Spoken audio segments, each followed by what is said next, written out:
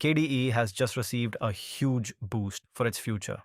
The KDE project announced that the Sovereign Tech Fund will invest over 1 million euros, which is about 1.5 million US dollars, into the KDE EV nonprofit over the next few years.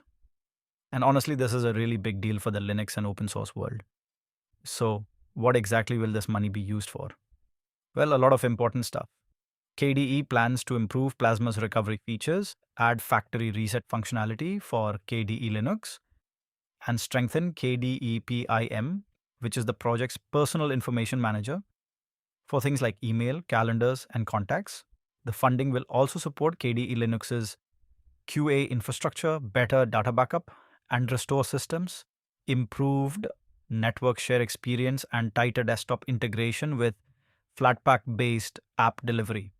On top of that, KDE wants to improve security infrastructure, configuration management, and even build better testing systems for IMAP4 and WebDAV.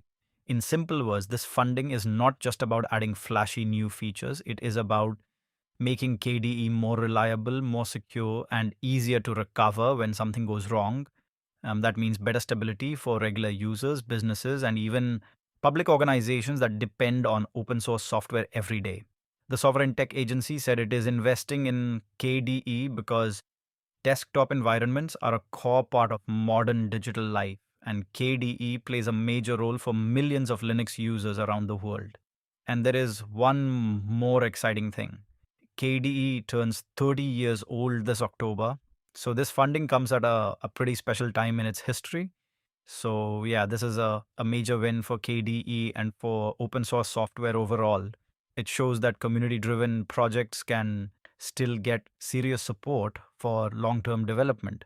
What do you think about this KDE funding news? Let me know in the comments.